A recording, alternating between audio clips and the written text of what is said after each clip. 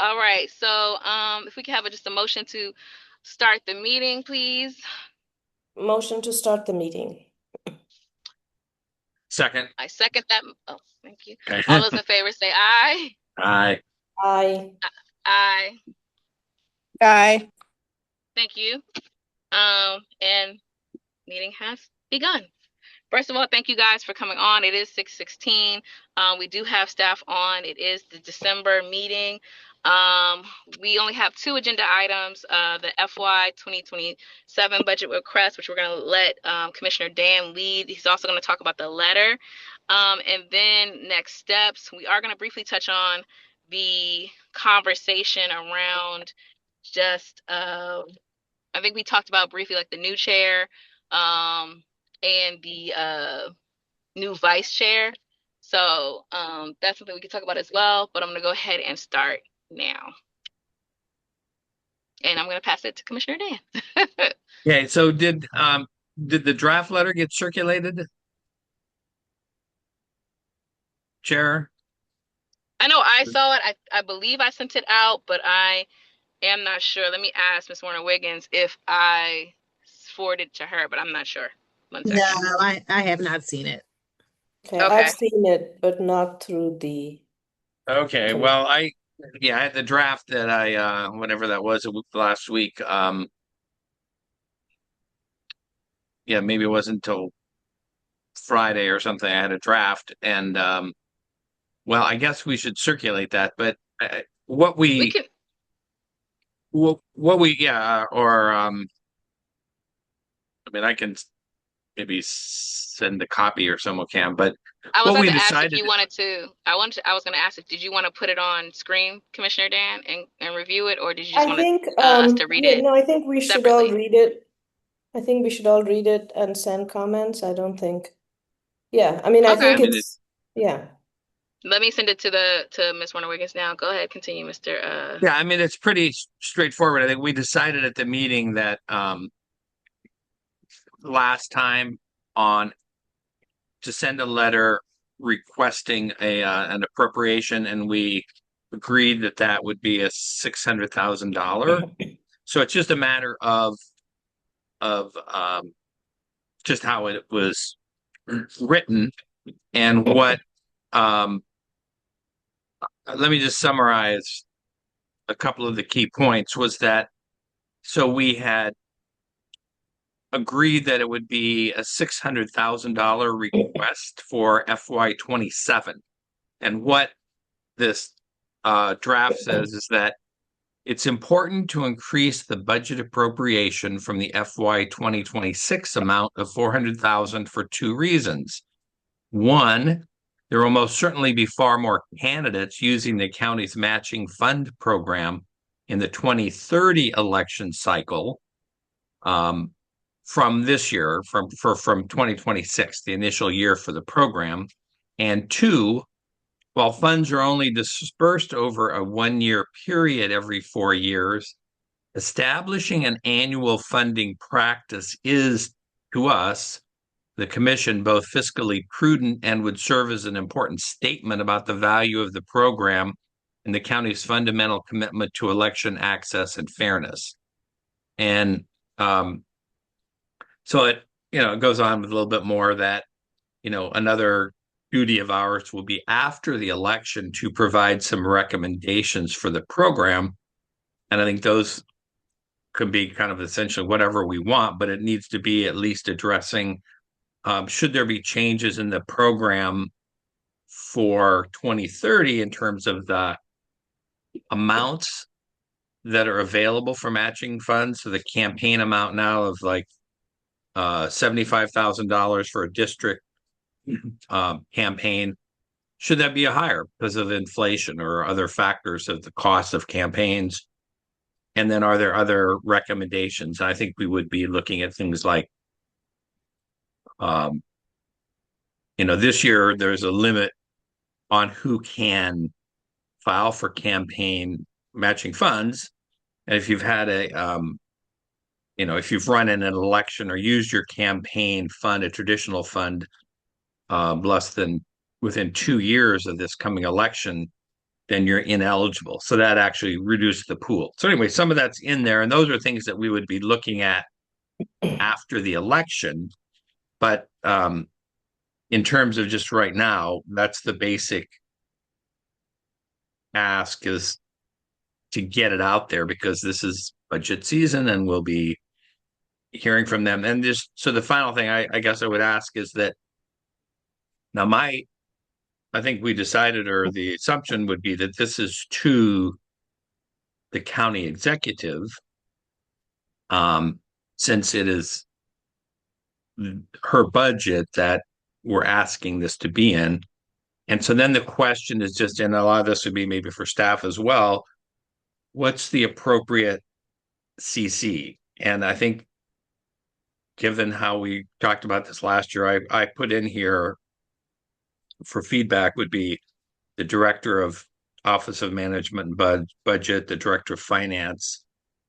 And then I presume we want to also copy it to the county council chair and vice chair, or to all the members, but at least to the chair and vice chair, and then it could be routed via the clerk of the council to all the members. Anyway, that was my thought. Yeah, to be honest, I would officially send it to the chair and vice chair, and then, in keeping with our stance as before, forward the letter to the rest of the county council. I want to make sure that, we're keeping the same energy all the way around. But I would, CC the letter directly to the chair and vice chair, but also send it to all of the county council members. That would be my. Yeah, sorry. Yeah. I just I can't find my raised hand, so sorry for interrupting.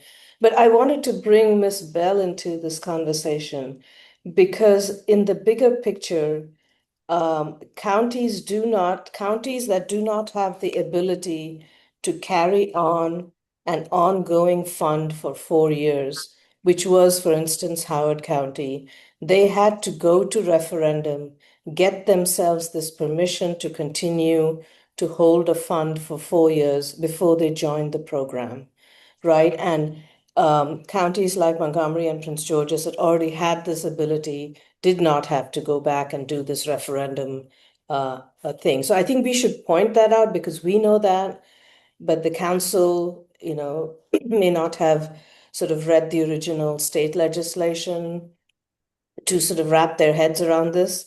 So it's worth putting into the letter that having this enabling ability to continue holding a fund for 4 years was what makes it possible to, in fact, have an effective fair elections program. And therefore, we should be doing this funding on an annual basis and not waiting for the end of 4 years to put money into it. That's one point. And the second point is the amount that we set of how much we need per person for each race was set 8 years ago in Prince George's, right? We haven't revisited that for 8 years, and this is the first round. And we do need to go back and see how much do winning candidates actually spend and how other counties have revised their total amounts to reflect inflation and what candidates spend on elections to make this public financing program a robust and viable program for Prince George's. So in whatever words we want to frame it, I think we should put both those points down and sort of referring this also to Miss Bell in the context of whatever is known about Prince George's legislation. So we have to get, I think, at the end of this, we should put that in the letter that at the end of this election, the commission will be looking at total money spent and how this compares, how other counties determine how much money to put in on the basis of how much candidates, non-publicly financed candidates actually spent. So those are my Well, thoughts on it. that's actually in there, but not quite in as much detail. I say that you know, we will be after the election looking at, making recommendations to adjust the funding level for future years. And that, but one of the points though is that, I think they're going to ask, well, why should it be 600 when it's been 400? And so I'm making that point that there will be more candidates, and we could potentially have a higher amount available that we recommend for each race. So I think that's in there. But the other thing is, um, I don't follow your first point and the need for that because it's actually happening right now. I think everybody knows that we appropriated over two cycles and we had a third one that they rejected, that. So we're already doing multi-year funding. So I think Well, that's sort of just a minute. I think that's sort of yeah. the weeds that we don't really need to go into for this letter. But, if we were having a briefing or something, we could go into that level of detail, but I think people understand, and, and we've said over and we could say again that and unspent funds will be returned and retained in the fund for availability and future elections. Yeah, thanks. That's useful. I think what I would say is when we passed the legislation in Prince George's, the reason for pushing it back to 8 years from when the legislation was passed um, was to accumulate amounts. And therefore, the fact that it was only done for 2 years is problematic given the intent the council expressed when they passed the legislation. And given that many of significant number of the current council were not there when this legislation passed, it's probably worthwhile in our letter pointing out in some kind of diplomatic fashion that this should be an annual appropriation in order for us to make it to the place where we need to be at the end of 4 years. And the fact that we, in fact, do not have enough money right now to support an executive candidate. I mean, we should spell out a few things so that it is clear to Well, everybody okay, what our I thoughts think are. you get okay. I think you can read it and see, but I Yeah, think those thanks. points are covered, and I even Okay. said it up front that we think it's important that there be an annual appropriation. And so I think part of it is it's not even just what we say in the letter, but it's how do we change the narrative or the understanding so that the so that people we need to change the narrative so that this is, the practice is to have an annual funding. That just needs to be understood. So we need to kind of try to have that discussion that this occurs. And we may not, it may not be that robust of a discussion this year. I think we're probably fighting to get anything in there, but it's important. And since it's an election year, I think we might have some leverage to raise this. And that if people, in the middle of an election cycle, uh, on the council or the executive or something do not include it, then I think this is a fair issue that will be raised during the campaign. Yep, I could not agree with you more on everything that you've said.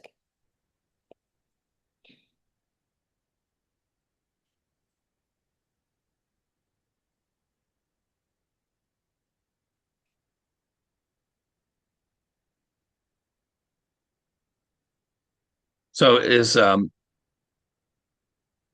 I guess it's just a matter of I can even um I can even send this by email probably before we get out of the meeting and just so people have it. And then I would just in terms I did send the of just real oh, quick. okay. I did send the letter already to Miss Warner Wiggins, and she's sending it out to disseminate. Okay. And I think, of course, we'd welcome feedback and, from the staff that we framed these, that were accurate in our portrayal of the program and all that, and stuff, and just in terms of the filling in the blanks for the folks that should be getting the CC and all of that. And then also if there's any other opportunity for um, explaining this or discussing it with any of the executive staff, I think we're open to that and would welcome that.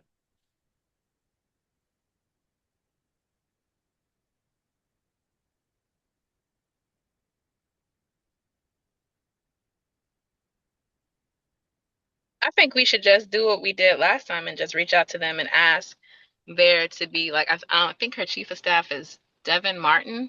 And we should ask them just off the break if we can meet with her executive staff and her to talk about the, like, just if not meet with her executive staff to just ask and tell them what our position is. I think that would be good. I think it'd be good to meet and maybe even to get the OMB director. But I think this is probably more political than administrative, our So request. I believe Devin Martin is the deputy chief of staff, and the chief of staff is Latara Harris. Aha, okay. Mm-hmm. So, however, we'll do the letter, and then if I don't know if Chair Parker, whether you would then follow up and make the request, or that for a meeting, but at least I think just even the ask and all is that we want communication. This is important to us, and we want them to fully understand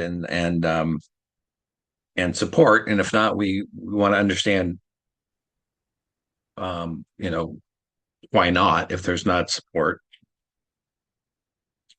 Okay, I think I don't think I asked directly last time. I think the request came through Ms. Warner Wiggins to, if I'm not mistaken, to the county executive. I mean, either way, the request could be made. We send the letter, and then I guess Ms. Warner Wiggins, when you send out the letter on our behalf, including a request that we meet with the county executive.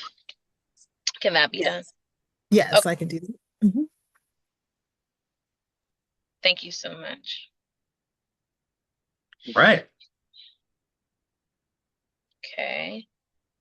I think the next portion is next steps. I think we kind of covered next steps in talking about what we're doing here. I know Ms. Warner Wiggins is going to send out the letter for feedback. I would say Ms. Warner Wiggins also put kind of the caveat that we would need a response feedback within by Monday at the latest. I So sent that it we can. already, but I will. Oh, you sent it. I'll send a follow up with that information. Okay. Yes, please. Thank you. Because I do want to, I think enough time has gone by and it's quick. Okay. Is there any other business to discuss? I mean, I can update that.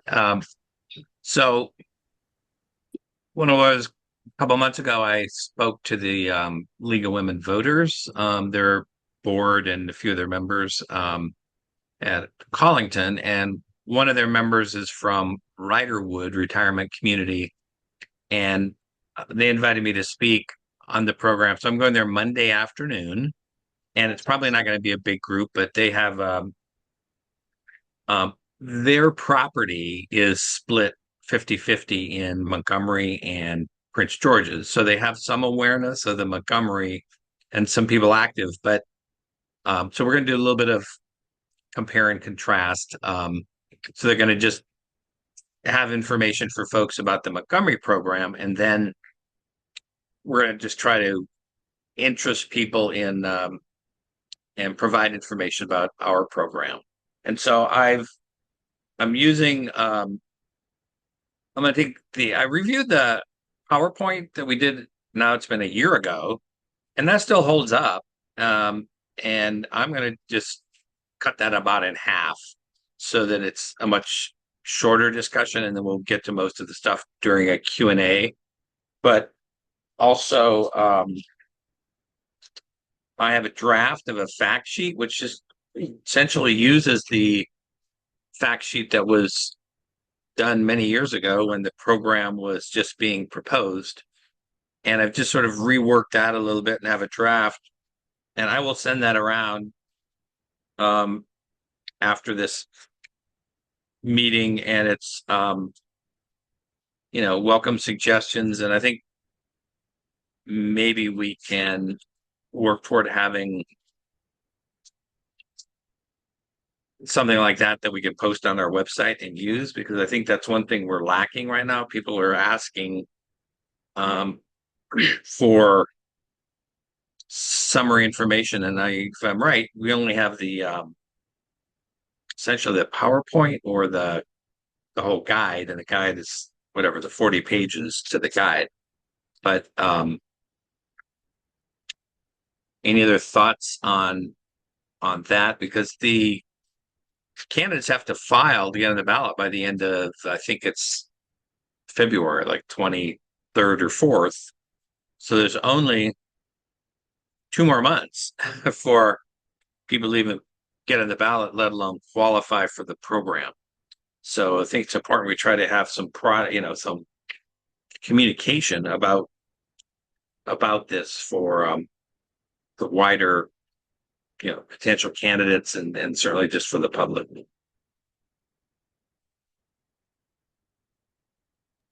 So that's the deadline if you're filing as one of the It's two. anything. Yeah, okay. Yeah, to get on the ballot for the primary. For the primary, that's what I meant. Yeah, so um, yep. So one other thing, just a different, just to put an idea in people's heads, is that we do need to, ask, monitor how this is going for prospective candidates. And one thing that I learned just last week that I hadn't even been aware of is that, or the consequences, our fund does not permit any matching funds to go to a candidate in an uncontested election. So and apparently one of the other jurisdictions, I'm not sure if it was Howard or Montgomery, but one of them just changed their law, I heard very recently, to allow up to 25% of the funds to be distributed when the person qualifies, regardless of whether there's a contested person or not. And one of the reasons that's an issue is that people don't have to file until the last day of the filing period. So in this case, the end of February. But candidates can be campaigning on regular, they can be raising funds and doing campaign even if they're not filed through the conventional means. And so that puts the people who are doing public financing can have all their qualifications done months ahead of time. And even though they're eligible to get funding for a full year before the campaign, they really can't unless somebody else has already filed for that office. So tactically, someone could say, oh, I'm going to run a traditional campaign, but I'm going to put my public finance person at a disadvantage by waiting until the last minute to file, and the law doesn't permit any dispersal of funds. So I can see how this would be one thing that we would want, not this year, but going forward when we're making the recommendations for adjusting the program in future years. This would be one thing that we would we could look and whichever jurisdiction did that, see how that worked for them. But it seems to me very reasonable that you'd allow, say, 25% of the funds to be dispersed, because people still, even if it's uncontested, there could be write-ins, and so people still need to have a campaign. They still need to have literature and do a website and all that kind of stuff. And so yeah, that was just one thing that I wanted to pass on that I just heard. So Dan, do you know whether the time when the matching fund kicks in, how we look relative to other counties? Are they all about the same time? No, With I don't know. I think okay. ours is a year, and I think that's probably, we could ask Kevin up at the state office about that, and we could visit that. But it seems to be very reasonable that a year maybe is adequate, but it's just this thing of limiting, and if there's not another candidate, um, and so that, yeah, that was this point. I think that was a good point. Um, Yeah, I definitely want to, I don't know. I don't know. I understand that you're talking about raising it maybe next year. Um, okay. Yeah, I think strategically maybe waiting to raise that issue next year would be fine. yeah. There's just Um, not any time now to do that before, legislatively, you wouldn't have any time, because it'd have to be almost an emergency kind of action, because they don't even start meeting until the middle of January, and filing deadline is the end of February. So it doesn't really make much difference. And on this go around. right. Yeah. Hmm. So the candidates can still, the degree to which they've raised funds that are going to be matched, they can use those funds that they have, but it's just that's a much smaller amount, and we're limiting, they can get what, $6,000 from themselves and their spouse. So we're really putting it on those candidates to self-finance a lot of their early, getting, literature, getting petitions, their contributions signed, and donations made, and, you know, any of that stuff. And so I think that's one thing we would want to revisit. Yeah, that makes sense. I know it's 6:43, and I know that Commissioner Nelson had a hard stop at 6:50. So I Yeah. just want to make sure that we thank you so much, Commissioner Dan, for bringing that up, because I think that's a very salient point. And I'm just wondering, I know, we wouldn't be able to focus on it until next year, but I also want to make sure that it's something that we don't forget, even if it's in context of putting it into whatever report that we would present to the council.